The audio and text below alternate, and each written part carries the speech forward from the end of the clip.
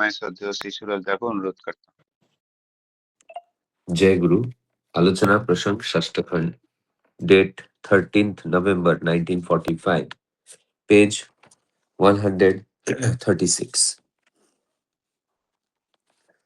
একটু থেমে হাসতে হাসতে বললেন, দেখেন কেষ্টদা, বৈষ্ণবদের ওই যে কথা, জীব কৃষ্ণের নিত্য দাস, ও বড় জবর কথা। सीसी ठाकुर जी थोड़ी देर रुककर फिर हंसते हंसते कहने लगे कि देखिए केष्टदा, वैष्णव लोगों का वो जो बात है कि जीव कृष्ण का नित्य दास, ये बहुत ही जबरदस्त बात है। दास माने दान, दास का मतलब है दान। Man is the gift of the eternal cohesive attraction. মানুষ নিরন্তর সংযোজনী সংস্কর্ষণের দান। Man is the gift of the eternal cohesive attraction, यानी कि मनुष्य चिरंतन संयोजनी संस्कर्षण के दान है। कोहेसिव अर्ज, সংযোজনী আকুতি সবারই আছে। कोहेसिव अर्ज यानी कि संयोजनी खिंचाव सभी के अंदर है। সেই अर्ज আকুতি নিয়ে যুক্ত হতে হবে সর্বসত্তা কৃষক কৃষ্ণ অর্থাৎ তার মূর্ত বিগ্রহ গুরুর সঙ্গে। वही अर्ज यानी कि खिंचाव लेकर युक्त होना होगा सर्वसत्ताकर्षक कृष्ण, यानी कि उनके मूर्त विग्रह गुरु के साथ। तबे আমরা स्वस्थ থাকবো, প্রকৃতিস্থ থাকবো। तभी हम स्वस्थ रहेंगे, प्रकृतिस्थ रहेंगे। नौचेत अलाई बलाई আর ছাড়বে না, नहीं तो इधर उधर की बातें हमें नहीं छोड़ेगी। আবার ওই যোগ নিরতি কার কতখানি অটুট তা বোঝা যায় তার চলা বলা করা কতখানি থর ও अनब्लंडरिंग, निखुत ও निर्भुल তাই দেখে। और वही योग निरति किसका कितना अटूट है वो समझ में आता है उसके चलने बोलने और करने, जिसमें कितना थॉरो और अनब्लंडरिंग यानी कि निखुत और निर्भुल, वही देखकर। जन्म मृत्यु रहस्य संबंधे कथा उठलो। जन्म मृत्यु के रहस्य के बारे में बात उठा। सीसी ठाकुर, মৃত্যুর সময় মানুষ একটা ভাব বা চিন্তার ভিতর লয় পেয়ে যায়।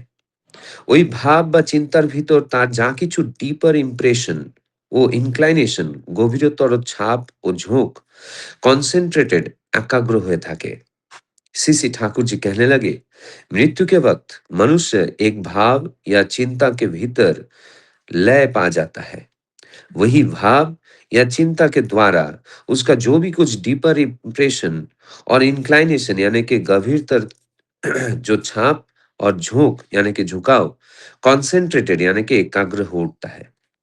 কোনো দম্পতির মিলনকালে ওই ভাবের সঙ্গতি যেখানে সৃষ্টি হয় সেখানে তার আসা সম্ভব হয়।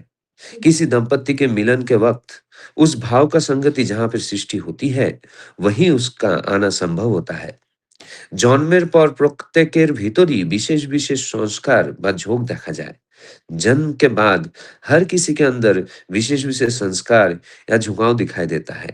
সেগুলি জন্ম জন্মান্তরে অর্জিত বলা চলে। वही जन्म जन्मांतर में अर्जित कहा जाता है। ওই সংস্কারের সঙ্গে তার पितृपुरुषের সংস্কারের साधारणत যোগ থাকে। वही संस्कार के साथ उसके पितृपुरुष के संस्कारों का साधारण तौर पे योग रहता है। তাই সে সেখানে আসতে পারে और इसीलिए वो वहां पर आ सकता है। পঞ্চানন্দা, মৃত্যুর পর এবং পূর্ণ জন্মের আগে এই অবস্থায় কি জীবাত্মার কোনো বোধ থাকে? पंचानंदा ठाकुर जी से प्रश्न पूछने लगे कि मृत्यु के बाद और पुनर्जन्म के पहले क्या इस अवस्था में जीवात्मा का कोई बोध शक्ति रहता है? सीसी ठाकुर जी थाके। सीसी ठाकुर जी कहने लगे कि हाँ, रहता है। কেষ্টদা, বোধ করতে গেলে তো চাই মস্তিষ্ক ও ইন্দ্রিয়, তখন তো দেহই থাকে না। केष्टदा ठाकुर जी से कहने लगे कि बोध शक्ति रहने के लिए तो मस्तिष्क और इंद्र की जरूरत है, लेकिन उस वक्त तो देह ही नहीं रहता है। सीसी ठाकुर, সূক্ষ্ম ভাব দেহ থাকে আর তার মধ্যে সবই থাকে সূক্ষ্মভাবে, প্রত্যেকটা ভাবেরই রূপ আছে। सीसी ठाकुर जी कहने लगे कि सूक्ष्म भाव देह रहता है और उसी में सब कुछ रहता है सूक्ष्म रूप में। हर एक भाव का ही रूप है रहता है। जय गुरु। জয় গুরু দাদা। बहुत सुंदर भाव से श्रद्धा श्री सूरजदा आलोचना प्रसंगों का निर्वाचित अंश पाठ किए हैं और उनको हिंदी में अनुवाद करके बताया है। सभी दादा माँ के तरफ से मैं सूरजदा को बहुत बहुत धन्यवाद ज्ञापन करता हूँ। आज का जो विषय वस्तु है वो मैं संक्षेप में बता देता हूँ। श्री ठाकुर जी केष्टोदा को बताते हैं कि जीव कृष्ण कृष्ण का नित्य दास है। इस दास का मतलब है दान। इसका अर्थ ये है कि मनुष्य शाश्वत संयोगकारी आकर्षण का दान है। प्रत्येक व्यक्ति में एक संयोजक प्रवृत्ति होती है जिसे सर्वसत्ताकर्षक कृष्ण अर्थात मूर्त गुरु के साथ जोड़ना आवश्यक है। इसी से मनुष्य स्वस्थ और स्वाभाविक रहता है। अन्यथा जीवन में अनेक बाधाएं आती रहती है। किसी की साधना या योग निरति कितना सुदृढ़ है, ये उसके आचरण, वाणी और कर्मों की थॉरोनेस और अनब्लंडरिंग निखुत और निर्भुल से पहचानी जाती है। जन्म मृत्यु के रहस्य पर श्री ठाकुर जी कहते हैं कि मृत्यु के समय मनुष्य किसी एक भाव या विचार में लीन हो जाता है जिसमें उसके गहरे संस्कार और झुकाव एकाग्र रहते हैं। इन्हीं संस्कारों की संगति के अनुसार उनका पुनर्जन्म होता है। जन्म के साथ जो प्रवृत्ति जो संस्कार दिखाई देती है वो जन्म जन्मांतर से वो अर्जित करते हैं और ये संस्कार पितृ पुरुष के संस्कार से जुड़ी होती है। मृत्यु और पुनर्जन्म के बीच जीवात्मा में जो बोध रहता है, क्योंकि उसी समय स्थूल शरीर नहीं बल्कि सूक्ष्म भाव देह में विद्यमान होती है जिसमें सभी भाव सूक्ष्म रूप से स्थित रहते हैं। तो केष्टोदा जो है, केष्टोदा एक ठाकुर जी को एक फिजिक्स का बात बोल रहे हैं कि जो अ, इसके लिए तो मतलब बोध रहने के लिए तो मस्तिष्क और इंद्रिय चाहिए होता है, लेकिन ठाकुर जी बोल रहे हैं, ठाकुर जी फिजिक्स से ऊपर जाके मेटाफिजिक्स का बात कर रहे हैं। ठाकुर जी बोल रहे हैं कि जो उसी समय जो जीवात्मा है वो सूक्ष्म सूक्ष्म देह में रहता है और इसीलिए उसमें सूक्ष्म सभी भाव रहते हैं। तो एक बहुत जटिल और सुंदर विषय है। तो इस विषय के ऊपर आलोचना करने के लिए पहले मैं श्रद्धेय सूरजदा को अनुरोध करूंगा 10 मिनट आलोचना करने के लिए। श्रद्धेय सूरजदा। जय गुरु। कल का जो पाठ था उसी का कंटिन्यूएशन में ठाकुर जी ये बात कह रहे थे कि जीव जो है वो जीव कृष्ण की नित्य दास है। तो यहाँ पे दास का मतलब ठाकुर जी कह रहे हैं कि दान। दान का मतलब यहाँ पे हमें समझना होगा किस चीज का दान। जब तक हम लोग खुद को ठाकुर जी को दान नहीं कर देते हैं, मतलब मैं खुद को जब तक ठाकुर जी के पास समर्पित नहीं करता हूँ, तब तक मैं उनका दास नहीं बन सकता हूँ। क्योंकि दास का अर्थ ये होता है कि मालिक का पूरे तरीके से हो जाना। मालिक का पूरे तरीके से हो जाने का मतलब ये है कि मालिक को पूरी तरह से मैं मेरा सर्वोपरि सब कुछ मान लेता हूँ। वो अगर कहेंगे बैठो तो बैठो, वो अगर कहेंगे उठो तो उठो। तो यहाँ पे ये जो दान है, दास का मतलब दान मतलब कि मैं खुद को उनको दान कर दिया। मैं उनका हूँ। वो जो बोलेंगे, जैसे बोलेंगे, वैसे मैं करूँगा। तो ठाकुर जी यहाँ पे दास का मतलब कह रहे हैं कि दान। तो ठाकुर जी आगे कह रहे हैं कि man is the gift of the eternal cohesive attraction. मतलब मनुष्य चिरंतर संयोजनीय संस्कर्षण के दान है। मतलब इटर्नल कोहेसिव अट्रैक्शन, ये हमें समझना होगा। शाश्वत संयोजनी आकर्षण का दान है इटर्नल कोहेसिव अट्रैक्शन। इसको अगर हम लोग थोड़ा सा इलैबोरेट करेंगे तो कोहेसिव अर्ज का मतलब ये है कि व्हाट इज कोहेसिव अर्ज। हम लोग हर एक अवस्था में हमारा अर्जनेस क्या रहता है, ये हमें समझना होगा। हर एक अवस्था में हमारा अर्जनेस ये रहता है कि हम जिंदा रहे। हमें अगर ये जन्म मिलना है तो हम जिंदा रहे। जितना भी भाग दौड़ जो भी कुछ हम कर रहे हैं वो किस लिए कर रहे हैं, या फिर उसके पीछे का कारण क्या है कि हम जिंदा रहे। अब जब जिंदा रहे, ये जब ये हो जाता है, कंफर्म हो जाता है, तब हम ये सोचते हैं कि हम कितने अच्छे से जिंदा रहे। तो जो ये पर्टिकुलरली जो जिंदा रहना, ये हम लोग, ये हमें नहीं पता है, लेकिन ये हम हमारे जन्म के पहले से ही हम लोग इस चीज़ को अर्ज करते हैं। जो ठाकुर जी यहाँ पे बोल रहे हैं ना कि जीवात्मा का कोई बोध रहता है क्या? पंचानंदा जो प्रश्न पूछ रहे हैं। तो इसको मैं थोड़ा-सा कोशिश करूँगा कि कोहेसिव अर्ज के साथ हम कैसे इसको रिलेट कर सकते हैं। तो जब एक आत्मा जब ये चराचर में घूमते रहता है और वो जब ये अर्ज करता है कि मुझे मुझे या तो इससे मुक्ति दे दो या तो फिर मुझे जन्म दे दो। तो सारे जो जीवात्माएँ हैं, वो जब उनको जब मुक्ति नहीं मिलती है, तो ऑब्वियसली उसका जन्म होता है। तो इसको मैं इसलिए कनेक्ट कर रहा हूँ क्योंकि कोहेसिव अर्ज बहुत ही ज़बरदस्त चीज़ है। तो वो आकुति करते रहता है कि मुझे जन्म दो, जन्म दो।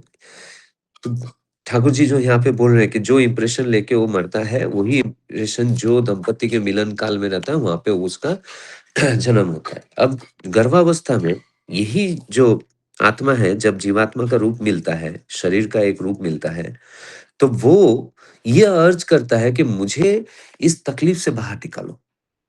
जन्म तो दे दिया लेकिन मुझे इस तकलीफ से बाहर निकालो, कैसे भी करके। और मैं स हमेशा तुम्हारा मैं गुणगान करता रहूँगा, तुम्हारा काम करता रहूँगा और तुम्हें समाज में प्रतिष्ठा करने के लिए आगे बढ़ूँगा। ये आकुति वो करते रहता है। जन्म हो जाता है। जन्म हो जाने के बाद वो धीरे-धीरे ये सारे बातों को भूल जाते हैं।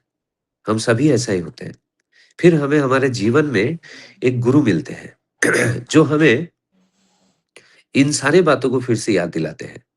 अगर हम उन सारे बातों को सही तरीके से याद करके आगे बढ़ जाते हैं, तो हमारे जीवन में बचना और बढ़ना ये सुदृढ़ हो जाता है। तो ये जो कोहेसिव अर्ज क्या है? कोहेसिव अर्ज और कुछ नहीं है, that is being and becoming. Thakur ji जो बोलते हैं बीइंग एंड बिकमिंग। ये कोहेसिव अर्ज सभी का है।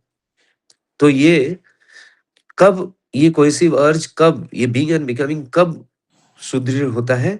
जब ठाकुर जी बोल रहे हैं कि जब युक्त होता है सर्वसत्ता पेशक कृष्ण। इसका मतलब ये है कि मूर्त विग्रह गुरु के साथ। जो मैंने अभी कहा कि जन्म लेने के बाद हम लोग तो ये सारे बातों को भूल जाते हैं। हमें याद नहीं रहती है।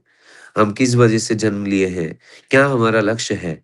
तो हमारे जीवन में जब एक मूर्त विग्रह गुरु यानी कि जीवंत आदर्श जब मिलते हैं, एक जीवंत गुरु जब हमें जीवन में मिलते हैं, तो हम हमें वो आचरण के द्वारा दिखाते हैं और सिखाते हैं कि हमें किस वजह से जन्म लिया और हम हमारे बीइंग एंड बिकमिंग को किस तरह से प्रतिष्ठा कर सकते हैं। तो ये जो चीज़ है, ये हमें समझना होगा। और जब ये हम समझ जाते हैं, तभी हम स्वस्थ रहते हैं और प्रकृतिस्थ रहते हैं। प्रकृतिस्थ रहने का मतलब क्या?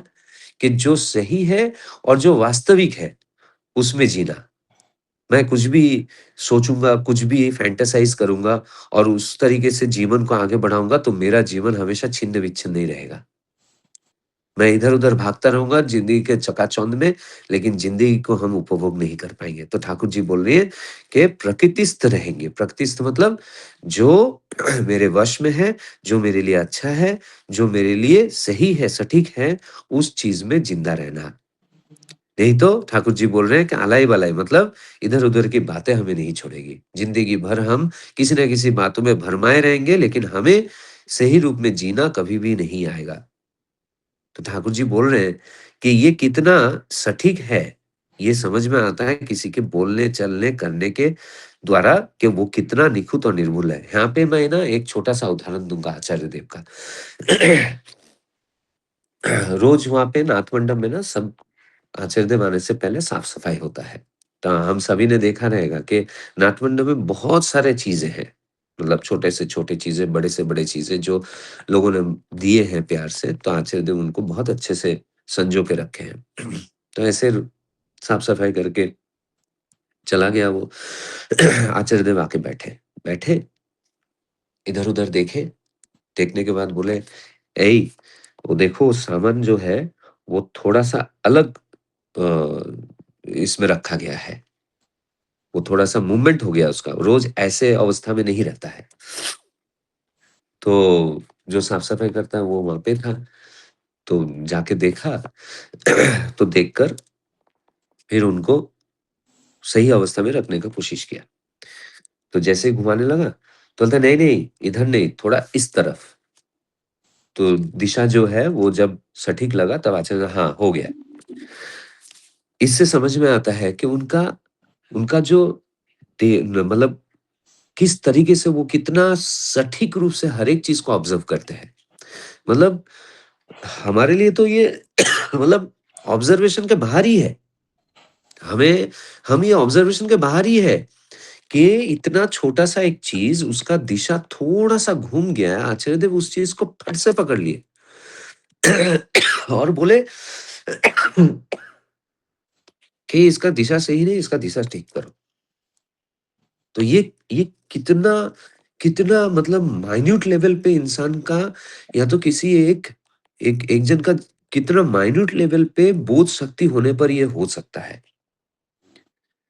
मतलब ये सोचने वाली बात है। मतलब जिन्होंने इस बात को वहाँ पे विटनेस किया था, वो सिर्फ़ इस बात का वैल्यू को समझ पाएँगे कि इतना ज़्यादा मतलब इम्पल्सिव इतना ज़्यादा बोध शक्ति जब हमारे अंदर आएगा ना, तो अब हमें मतलब जी, ये जितने भी लोग हैं उनके प्रति हमारा जो हमारे लिए हमारे अंदर उनके लिए जो प्रेम है, वो इतना गाढ़ा हो जाएगा कि हम लोगों का तकलीफ को देख ही नहीं पाएँगे। हम दौड़ पड़ेंगे।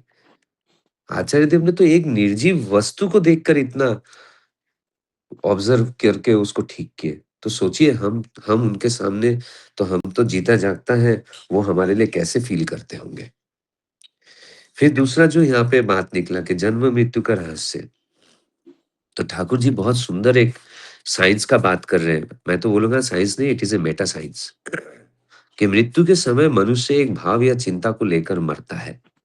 मैं कहीं पे तो पढ़ रहा था, नहीं मुझे ज्योत्सना ने कहा कि पेड़-पौधे जो हैं वो भी तो उसमें भी जान है ऐसा हम समझते हैं। तो ये पेड़-पौधे कैसे उगते हैं? तो बहुत ही आश्चर्यचकित एक बात है कि जो व्यक्ति, जो मनुष्य मरते वक़्त काम वासना का भाव लेकर मरता है, वो पेड़ होकर जन्म लेता है। आप सोचिए, कितना भयंकर बात है। तो हम हमारे मृत्यु के वक़्त किस भाव को लेकर हम गुज़र रहे हैं, वो डिसाइड करेगा कि हम अगले जन्म में क्या और कहाँ जन्म लेने वाले हैं।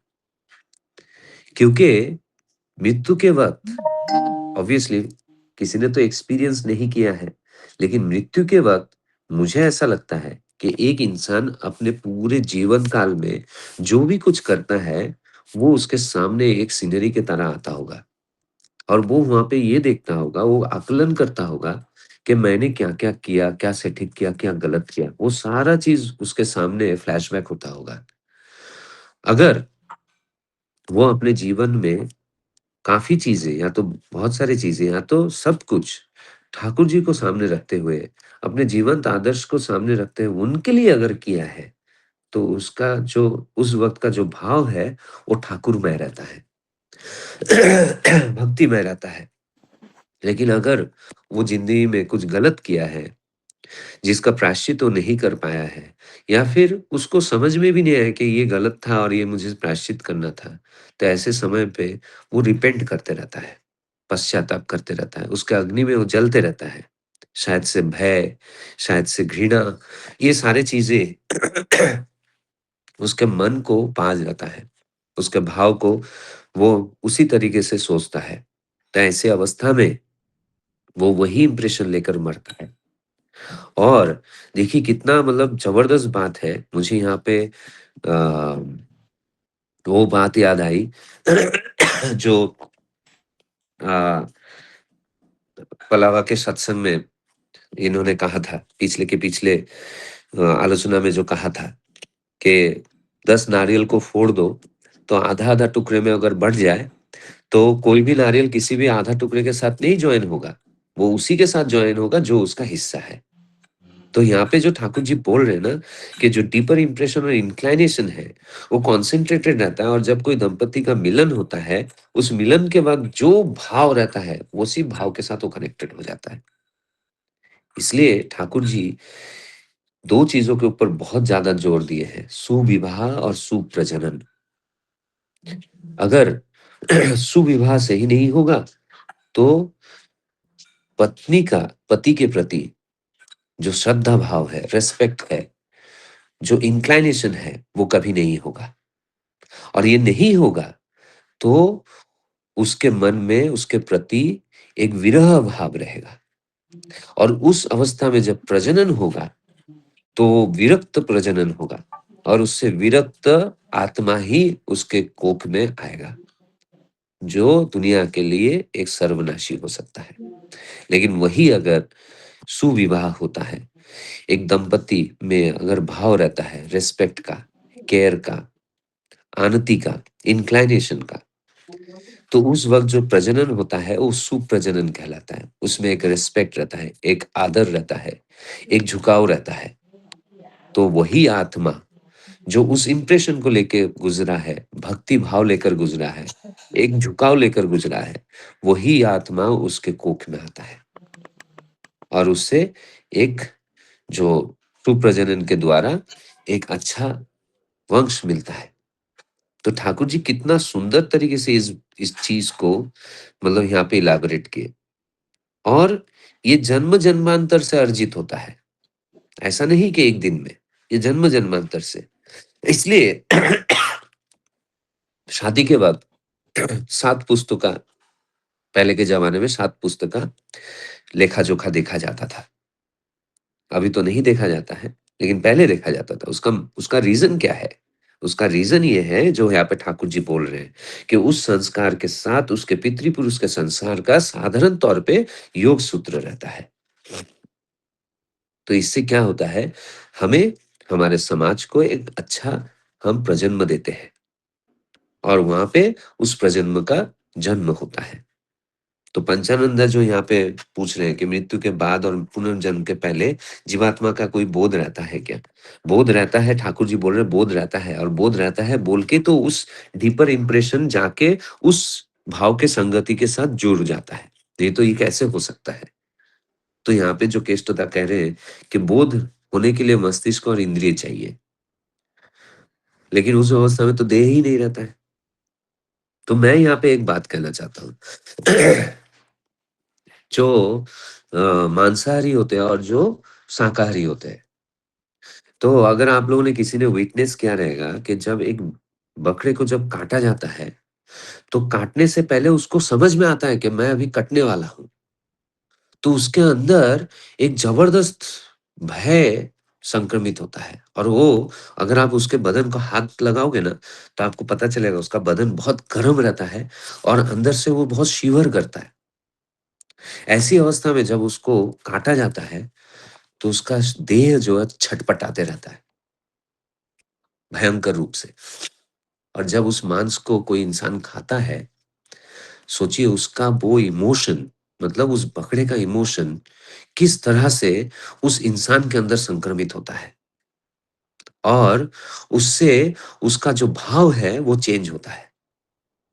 आप सोचिए एक बकरा है, कट चुका है, उसका मांस खाते वक्त कितना टाइम हो गया, लेकिन वो जो इमोशन लेके वो बकरा मरा है वही इमोशन उस इंसान के अंदर रिएक्ट करता है। तो ये क्या है? ये वो बोध ही तो है, वो भाव ही तो है जो उस इंसान के अंदर संक्रमित हुआ। लेकिन उसी जगह पे एक शाकाहारी जो है उसमें जो झाड़ पौधे होता है उसमें वो इमोशन इतना डीपर नहीं रहता है, वो बहुत ही लाइट रहता है। इसलिए उसमें वो भय या तो फिर वो भाव होता ही नहीं है। इसलिए जो शाकाहारी होते हैं उनका जो भाव अवस्था रहता है वो एक समान होता है, वो बहुत ज्यादा ऊपर नीचे नहीं होता है, अस्त व्यस्त नहीं रहता है, वो बैलेंस्ड रहता है। उसका रीजन ही यही है। इसलिए जो व्रत वगैरह किया जाता है या तो जो भी साधनाएं की जाती है उसमें कहा जाता है कि पूर्ण शाकाहारी होकर करना है। क्यों? ताकि भाव मेरा उद्वेलित ना हो। तो ये जो भाव है, जो बोध है, ये मेरे खाने-पीने से संक्रमित हो रहा है। मतलब कहीं न कहीं जो मैं खा रहा हूँ, उसमें कुछ न कुछ इम्प्रेशन है जिससे मेरे इम्प्रेशन को वो इम्पैक्ट कर रहा है। तो मस मुझे ऐसा लगता है, मैं तो साइंस से बिलॉन्ग नहीं करता हूँ, लेकिन मुझे ऐसा लगता है कि मस्तिष्क और इंद्रिय जो है, ये बोध को एक्सप्रेस करने के लिए ज़रूरत होता है। उस बोध को समझने के लिए मस्तिष्क की ज़रूरत है और जो समझ हमें आया, वो वही प्रकाश करने के लिए हमें 5 इंद्रियों की ज़रूरत है। लेकिन वो बोध सुप्त अवस्था में अगर रहता है, तो उसके लिए देह की ज़रूरत नहीं है, वो भाव अवस्था में रहता है, जो मैंने अभी एग्ज़ाम्पल दिया। और वो सूक्ष्म भाव में रहता है। वो कब उसे प्रकृत रूप मिलता है? जब उसे एक जीव देह मिलता है। वो ओनली फॉर द एक्सप्रेशन, वो बहिर्प्रकाश के लिए उसे इसकी ज़रूरत है, ना कि उस बोध को कंटीन्यूअस रखने के लिए। यही बोलकर मैं मेरे शब्दों को विराम करता हूँ। जय गुरु। जय गुरु दादा। श्रद्धेय सुरता बहुत सुंदर भाव से एक जटिल विषय वस्तु को एकदम सरल रूप से आलोचना करके हम लोग को समझा दिए। और दादा ने बहुत सुंदर वास्तविक उदाहरण देके भी इस विषय को एकदम सरल कर दिए हैं। तो अभी मैं एक दादा ज्वाइन किया, सुशांत शेठी दा। जय गुरु दादा, आपको इस फोरम में स्वागत है। सुशांत शेठी दा, जय गुरु।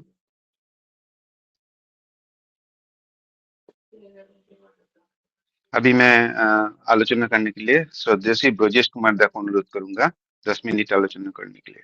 श्रद्धेय श्री ब्रजेश दा। जय गुरु। आज के इस आलोचना प्रसंग पाठ में जुड़े हुए सभी लोगों को, सभी दादा माँ सभी को मेरा आंतरिक जय गुरु। ये जो टॉपिक आज जो डिस्कशन हो रहा है, ये बहुत ही इम्पोर्टेंट है। एक्चुअली ये पिछले जो जितने भी सेशंस में जो चल रहे थे, जितने भी डिस्कशन, डिबेट एंड डिस्कशन, उसी का आगे का रूप अगर आप इसको समझिए, तो अगर आप जो पिछला डिस्कशन हुआ था उसमें श्री ठाकुर बोल रहे हैं ना कि कैसे एनर्जी जो है वो एनर्जी का जब कोहेश जब हम मर्ज होता है तो वो मैटर बनता है, और फिर जब मैटर एक डिफरेंट डिग्रीज में जब वो कोलेस होते हैं, जब कोहे एक पर्टिकुलर दिशा में जोड़ते जाते हैं, तो फिर वो ह्यूमन लाइफ का फॉर्म लेता है। और फिर आगे आगे आज वाला जो वाणी है उसमें देखिए श्री ठाकुर क्या बोला, man is the gift of internal cohesive attraction. कितना इंपॉर्टेंट बात, मतलब ये लाइफ का सीक्रेट, मतलब हम लोग को जो मैंने लिटरेचर पढ़ने का कोशिश किया, लेकिन ह्यूमन लाइफ को समझने के लिए, ह्यूमन लाइफ का जो आपका अंडरस्टैंडिंग है उसको बिल्ड करने के लिए, इससे कहीं भी कितना भी डीप रिसर्च मैंने पढ़ने का कोशिश किया, लेकिन इस लेवल का जो डेप्थ और अंडरस्टैंडिंग जो है ना वो कहीं नहीं मिला है आपको ह्यूमन लाइफ को समझने के लिए, कि मैन क्या है। Man is the gift of eternal cohesive attraction. मतलब क्या हुआ कि इंसान के अंदर जितनी भी भीतरी उसकी जो जो जो इंक्लिनेशंस है, या उनका जो जो जिसको बेंट बोल सकते हैं, बहाव बोल सकते हैं, जो हम लोग समझ पाते हैं, उसी का एक कोहेसिव अर्ज है man. Man is the expression. अब इसको और ये ठाकुर जी ने क्या बोला, ये सबके भीतर होता है, ये सबके भीतर होता है। लेकिन हम लोग को तो ये भी पता है, ठाकुर जी इसी फिर जो पिछले कॉन्टेक्स्ट में जब आया था, ठाकुर जी बोलेंगे man is nothing but the bundle of complexes. Bundle of complexes भी ठाकुर जी बोल रहे हैं। इसका मतलब क्या हुआ कि एक तरफ तो यहाँ पे है कि man is the gift of eternal cohesive attraction, और दूसरा है बंडल ऑफ कॉम्प्लेक्सेस। इन दोनों के बीच में ही हमारा जीवन फंसा हुआ है, कि हमें बंडल ऑफ कॉम्प्लेक्सेस को कैसे डील करना है, कि हम अपना जो एक्चुअल नेचर है which is the eternal cohesive attraction वाला, कि हम जो मैटर से जो अपने भावों को जुड़ा हुआ जो हमारा एक फुल एक्सप्रेशन है, वही ह्यूमन बीइंग है, वही हमारी लाइफ का चैलेंज है। और इसीलिए आपको हम सबको, इसलिए ठाकुर जी आगे बोल रहे हैं कि इसलिए जीवन में एक गुरु की आवश्यकता है। जब तक वो गुरु होंगे नहीं, आपका जो कॉम्प्लेक्सेस है, जो जो आपको कहाँ किस, क्योंकि वो हर कॉम्प्लेक्स अपने में एक एक एक टाइट कंपार्टमेंट है, और अपने में हर कॉम्प्लेक्स इतना पावरफुल है कि आपको, मतलब कि पूरा ज़िंदगी हो सकता है आपने एक भूल किया हो, उस भूल को ठीक करने के लिए शायद हो सकता है आपको एक ज़िंदगी भी कम पड़े, ऐसा भी हो सकता है। तो इसीलिए ये जो ये जो हम कॉम्प्लेक्सेस के बीच में हम लोग जीने का जो हमारा जो लाइफ गुज़र जाता है, यहीं पे गुरु की आवश्यकता होती है जीवन में। जीवन में जब गुरु आ जाते हैं, और गुरु भी ऐसा नहीं कि हमने जो जैसे कि अभी मुझे ऐसा लगता है, मैं अपने विषय में कह सकता हूँ, दूसरों के विषय में मुझे नहीं मालूम है। अपने विषय में मुझे लगता है कि मैं बार-बार इस चीज़ को रियलाइज़ करूँ कि मेरे जीवन की में गुरु की आवश्यकता है। लेकिन वो जो और जितना स्ट्रॉन्ग अर्ज होगा, जितना हमारे जीवन का स्ट्रॉन्ग अर्ज होगा कि नहीं, हमको उनके साथ वो क्या बोल रहे हैं, वो क्या, मतलब हमारे जीवन में ना जैसे माता को कैसे अपने बच्चे के प्रति कितना वो रहता है, एफिनिटी रहता है कि मतलब वो बच्चा क्या कर रहा है, नहीं कर रहा है। वो नीचे खेल रहा है तो भी उसका पूरा ध्यान उधर बच्चे पे लगा रहता है कि वो क्या कर रहा है, नहीं कर रहा है। उस लेवल का जो हमारा है, हमारे अंदर जब वो डीप टेंशन, डीप अर्ज कि हमारे जो गुरु हैं, उनको खुश रखने के लिए मुझे जो-जो करना है, जो-जो जीवन में अपने जीवन में चेंजेस लाने पड़ेंगे, बहुत सारे हैबिट्स को छोड़ने पड़ेंगे, बहुत सारे बिहेवियर्स में बदलाव लाने पड़ेंगे। बहुत बार देखा गया है कि सत्संग में ही देखे हैं कि बहुत लोग जो थे ठाकुर जी के पास, जो आचार्य देव के पास या फिर बरदा जी के पास, बहुत लोग बहुत क्लोज़ली उनके उनका फ़ॉलो किए और फिर क्या हुआ, फिर कुछ दिनों के बाद फिर वो लोग छिटक गए। बहुत लोग ऐसे हुए कि जो लोग पकड़े और फिर वहाँ से उनका बिखराव हो गया। तो क्या हुआ? इसका मतलब ये है कि वो जो एडजस्टमेंट होना था लाइफ में, जो उनके जीवन में वो पकड़े तो जो एक बार मुझे याद है, मैं आसाम के उत्सव में अटेंड किया था, उसमें एक बहुत ही सीनियर कर्मी थे, मुझे उनका नाम नहीं याद आ रहा है, लेकिन उनका बात मुझे याद है। वो बहुत बोले थे कि होता है नैकट्य दोष मतलब जो लोग बहुत क्लोज़ हो जाते हैं ना परिवार, ठाकुर परिवार से, और वो लोग अपने जीवन में वो जो जीवन में जो बदलाव लाना होता है, जो जीवन में जो अपने जीवन में क्या-क्या चीज़ों को चेंज करना है, वो सब शायद नहीं होता है। जिसके कारण क्या है कि वो भी समझते हैं कि हम भी वैसे ही हो गए और फिर क्या होता है कि वो आचार्य देव से या फिर जो उनके जीवन में गुरु आए हैं, उनसे वो बिखर जाते हैं। तो ये जो और ये क्यों हो रहा है? कॉम्प्लेक्सेस के कारण, क्योंकि हम अपने कॉम्प्लेक्सेस के ऊपर हम रूल कर ही नहीं पाते और दैट इज़ व्हाई मतलब हमारे जीवन में वो जो ठाकुर जी बोलते हैं ना भावमुखी जो अभी चर्चा में आया है ना कि हमारे जीवन का एक भाव होना चाहिए, किस भाव से हम जीवन को जी रहे हैं। हमारे जीवन का भाव क्या है? क्या भाव से हम जीवन को जी रहे हैं? अगर हम भाव में सिर्फ़ ये है कि मेरा काम खत्म हो जाए, मैं मतलब बहुत शैलो लेवल पे अगर हम जीवन को जीने का कोशिश करेंगे, तो भाव अंत समय जब आपका आएगा, जो आगे चल के डिस्कशन में आया है, मृत्यु के समय का जो फ़ेज़ डिस्कस हो रहा है, वो यही है कि अचानक एक दिन में आपके मन में कोई गहरा और अच्छा विचार नहीं आने लगेगा। अगर आपने जीवन को बहुत ही शैलो जीने का कोशिश किया, जीवन में गहराई नहीं पैदा किया कि आपने जीवन में क्या किस भाव से जीते हैं। अगर आप मान लीजिए आप किसी एक छोटे से व्यक्ति से भी मिलते हैं, मान लीजिए आप अपने घर में जो आपका काम करने वाला होता है या आपके घर में या फिर आप सड़क पे किसी से मिलते हैं, किस भाव से मिलते हैं? आपका भाव क्या है? आपके भाव में यो ह्यूमिलिटी है, उसके प्रति ईश्वर भाव है। आप वही जो अंतर का भाव, वो अंतर का भाव को विकसित करना ही अपने जीवन का साधना है। मैं तो यही समझा हूँ। और ये जो भाव, जिस भाव से आप जीवन को जीते हैं, तो उस भाव से वो वो जीवन जो जब अंत समय आता है, उस वक़्त वो फ़ेज़ जो है, वो बहुत आसानी से वो निकलता है। मैं अपने नाना जी के विषय में बोल सकता हूँ। मेरे नाना जी जब मतलब उनका जब गुज़रना हो रहा था, तो उस वक़्त मतलब वो एकदम सहज थे। वो एकदम सहज, उनके जीवन में कोई कुछ नहीं था, एकदम सहज उनका मतलब मेरे मामा नहीं थे उस वक़्त जब, तो उनके जीवन का जो हम लोग सुने उनके विषय में, जो जो लोग साथ में थे, वो लोग बता रहे कि उनके जीवन में कोई कुछ नहीं था, एकदम सहज। वो सहजता वो दिखता था इसलिए क्योंकि वो जिस वक़्त वो जो उनका जो दिनचर्या था वो वैसे ही था, एकदम पूरे टाइम से ठाकुर भाव में रहना, वो ठाकुर जी क्या चाहते थे वही सब करना। पूरे अब जाड़ा हो, ठंडा हो, गर्मी हो, बरसात हो, सुबह उठ के उनको नाम ध्यान करना है तो नाम ध्यान करेंगे ही करेंगे, कितना भी जाड़ा हो। गाँव का समय है, सोचिए गाँव में कोई कोई क्लोज़्ड स्पेस नहीं है, इट्स ऑल ओपन, बट वो 3-4 बजे उठ कर के नाम ध्यान करना, ऐसे कैसे हो जाता है? वही प्रेम, वो जो प्रेम था उनके प्रति, उनके मन में जो गहरा भाव था, यही भाव से उन्होंने अपने जीवन को जिया। और ये जब गहरे भाव से जब जीवन को जिया, तो जो अंत समय जब समय में आया, तो वो एकदम एकदम सहज रूप से उनका जीवन पास आउट हुआ। और फिर आगे चल के जब इसमें जो लाइफ का मिस्ट्री है, वही यहाँ पे भी अगर फिर से सॉल्व हो रहा है। लाइफ का मिस्ट्री देखिए फिर ठाकुर जी कैसे एकदम एक-एक डीपर-डीपर चीज़ को पकड़-पकड़ के हम लोगों को समझा रहे हैं, कि जब भी मृत्यु के समय में हमारा जो भाव होता है, उसी भाव का कोई अगर अगर फिज़िकल एक्ट और एक्सप्रेशन अगर संसार में चल रहा है, वही भाव जो है वो फिर से उसके साथ जुड़ जाता है और फिर से वहाँ से हमारे जीवन का आगे बढ़ता है। इसका मतलब क्या हुआ कि हमारे जीवन में भी एक पर्टिकुलर भाव से, जिस भाव से हम आए हैं, वो देखने की आवश्यकता है। हमें अपने जीवन का मूल क्या है, उसको पता करने की आवश्यकता है कि हम किस भाव से मेरा जीवन हम जीने की कोशिश कर रहे हैं। हमको किस इंक्लिनेशन से मेरा जन्म हुआ है या क्या पर्पस को हमको हमको सॉल्व करने के लिए हम यहाँ आए हैं। और पता नहीं मैंने कभी एक कहीं किन्हीं एक संत महात्मा या पुरुष से सुना था कि वो बोलते हैं कि सब लोग बोलते हैं कि अरे कोई इस परिवार में इतने बड़े-बड़े, जैसे कि मान लीजिए कोई अंबानी के घर में पैदा हुआ, कोई बड़े घर में पैदा हुआ, कोई तो हम और कोई गरीब घर में पैदा हुआ। तो उस लोग सोचता है कि वो उसके घर में उसका ऐसा क्या किया कि उसके घर में वो इतना अच्छा फेट लेकर आया, और जो जो गरीब एक गरीब तबके में जन्म लिया, उसका क्या कारण है? कारण है वही व्यक्तिगत भाव जो हम लोग समझते नहीं हैं।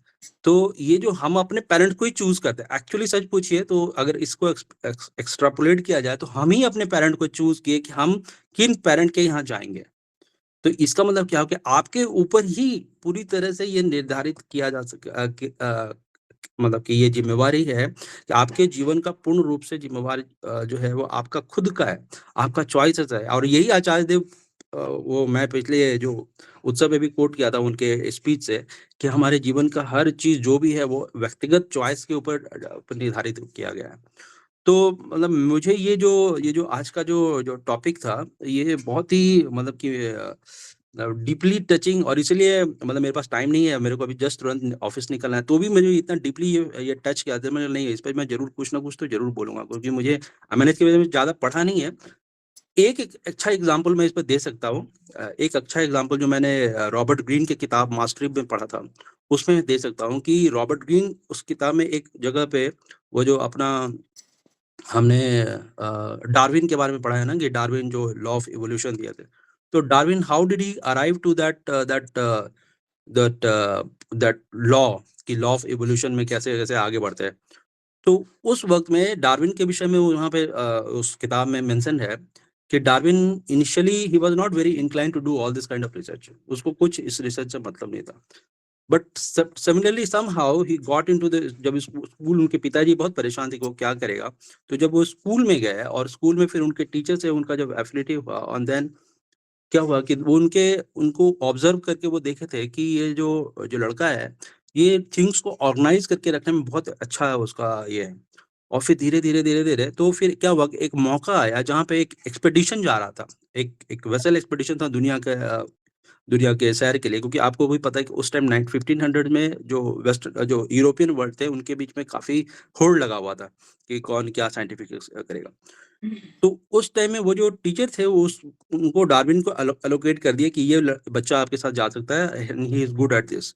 और फिर वो जब वहाँ पे गए और उसके बाद फिर उनका जो अ, जो इन्हेरेंट ट्रेट था जो जो डार्विन का, वो उस वेसल पे जब वो उतारा गया, जब साउथ अमेरिका गए, वो साउथ अमेरिका में फिर पूरी तरह से वो जब सारे चीज़ों को देखना शुरू किए, एक-एक जीव, पत्ता, लाइफ, हर चीज़ को वो पूरा बहुत डीपली ऑब्ज़र्व करके एक-एक चीज़ को धीरे-धीरे वो जब उसको ऑर्गनाइज़ एंड अलाइन करते गए, तब जाके उनको वो जो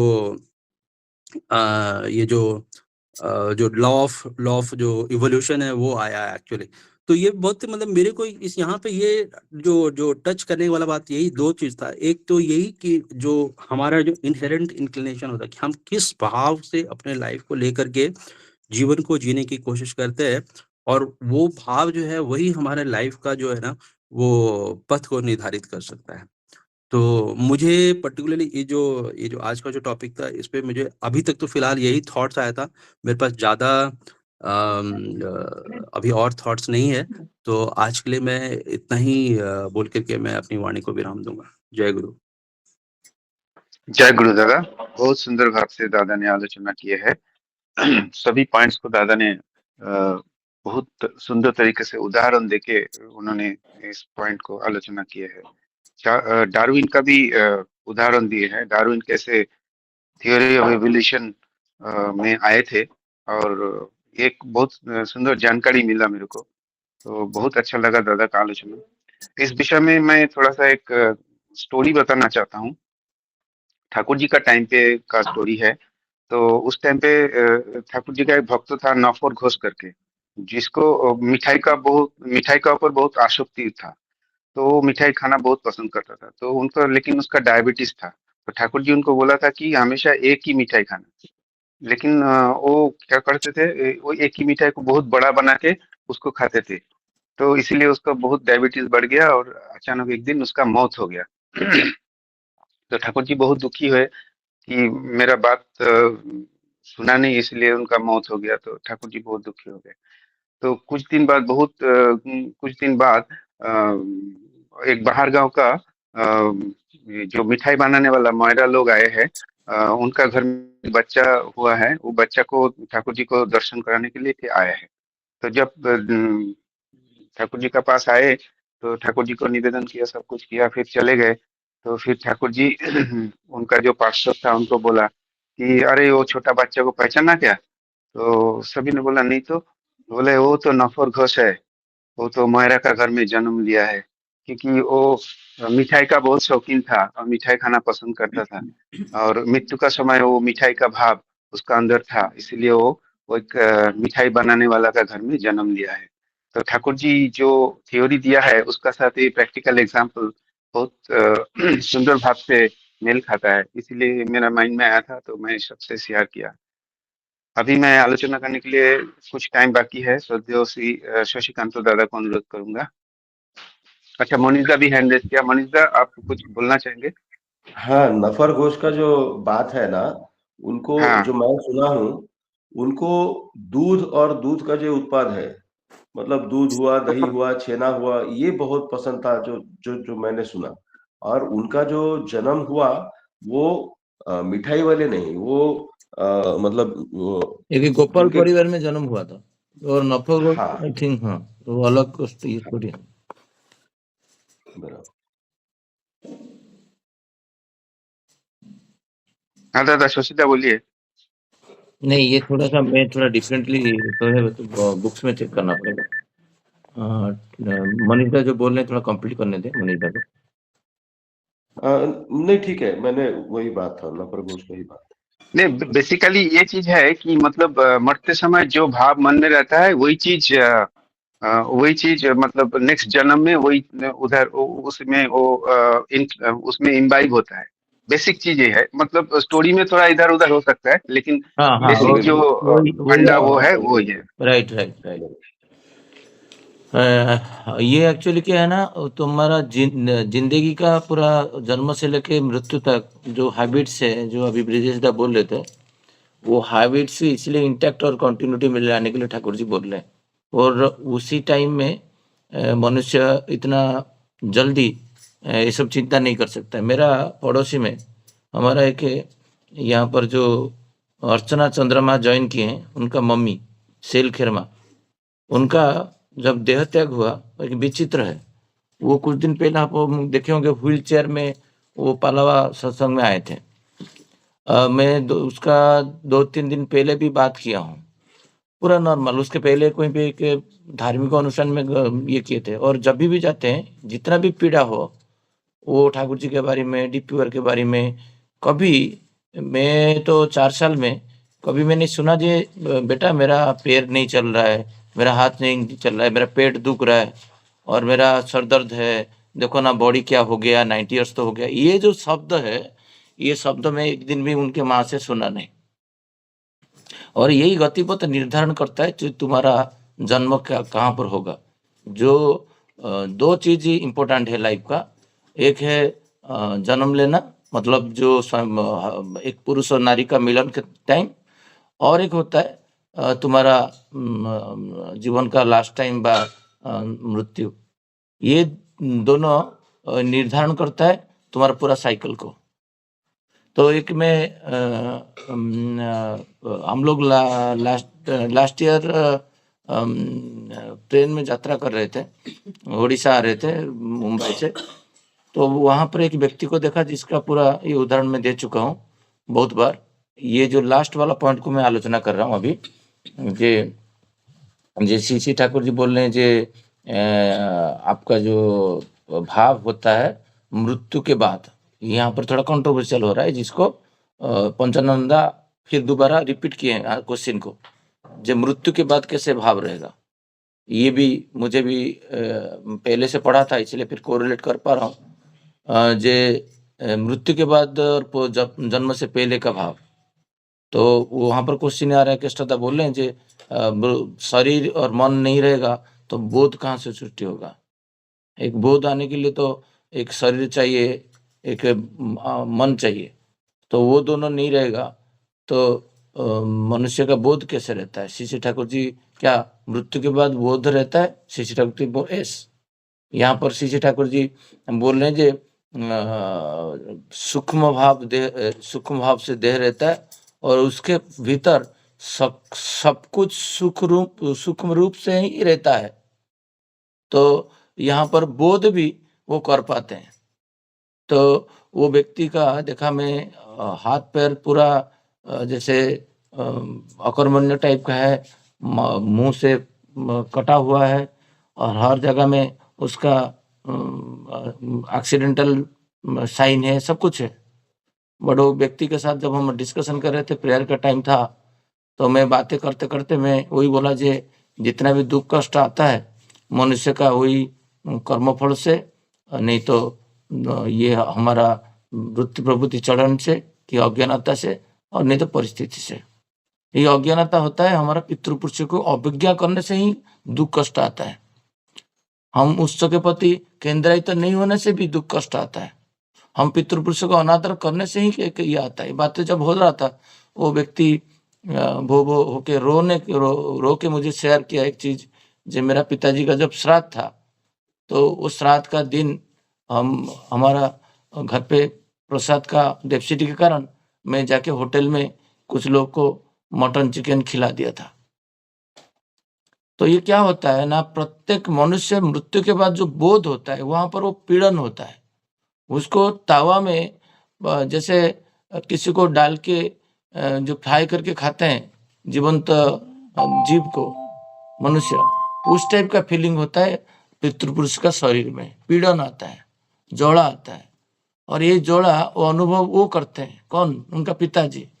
जो किसी को काट के खिला रहा है तो वो और सेंसिटिव से है, क्योंकि शरीर नहीं है, सूक्ष्म शरीर है। तो सूक्ष्म शरीर में वो पीड़ा बहुत ज्यादा होता है, पूरा जलन होता है, कैंसर पेशेंट जैसा। और श्री ठाकुर जी इसका पहले क्या बोल रहे हैं, ये जितना भी संस्कार तुम्हारा आता है तुम्हारा पितृपुरुष से आता है। तुम्हारा बॉडी कौन क्रिएट किया है? तुम्हारा माँ क्रिएट किया है, तुम्हारे पिताजी का शुक्राणु से है।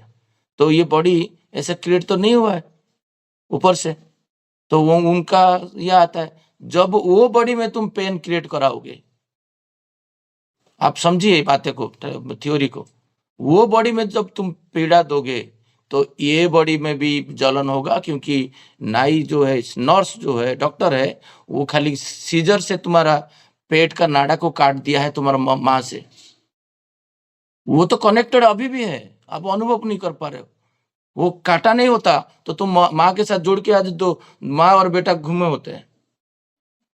तो वो जब वो मटन चिकन खिलाया, उस दिन क्या हुआ ना, उस दिन उनका पिताजी का जो सूक्ष्म शरीर है उसमें भयंकर जोड़ा सृष्टि होता है। और ये व्यक्ति जब बाइक में आ रहे थे, एक ट्रक में उसको धक्का दिया और पूरा उसी रोगाक्रांत शरीर में धीरे धीरे कैंसर हुआ। वो बॉम्बे से रिटर्न कर रहे थे, डॉक्टर नहीं था, डॉक्टर कहीं पे अपॉइंटमेंट के कारण उनका ट्रीटमेंट नहीं हो पाता। मुझे बोले प्रार्थना करने के लिए। मैं सोतोनिया के बाद उनके लिए प्रार्थना किया और उनको तुरंत वही डॉक्टर का कॉल आया, नागपुर के आगे स्टेशन में उतर के फिर रिटर्न के ट्रीटमेंट करने के लिए। जब मुझे बातें हो रहा था, मुझे लास्ट को बोल के गए जब मैं ठाकुर जी का दीक्षा लिया हूँ। अनजान व्यक्ति थे, मैं छोड़ दिया था। बोला जो आप जो ये भुगत रहे हो बिकॉज ऑफ तुम्हारा पिताजी का बॉडी में जोड़ा प्रजनन करने के लिए जो उताप क्रिएट किए थे आप दिन, उस दिन कैंसर का क्या होता है, बॉडी में जोड़ा क्रिएट होता है। आपका बॉडी में जोड़ा क्रिएट क्यों हुआ, कैंसर क्यों हुआ, उसके पीछे रीजन क्या है, कारण मुखी हो आप। उसका कारण यही है, आप पितृपुरुष को। इसीलिए मैं बार बार जोर देता हूँ, जैसे ठाकुर जी बोलते हैं, आर्य मात्र ही, मनुष्य मात्र ही पितृतर्पण सूर्य तर्पण करना चाहिए।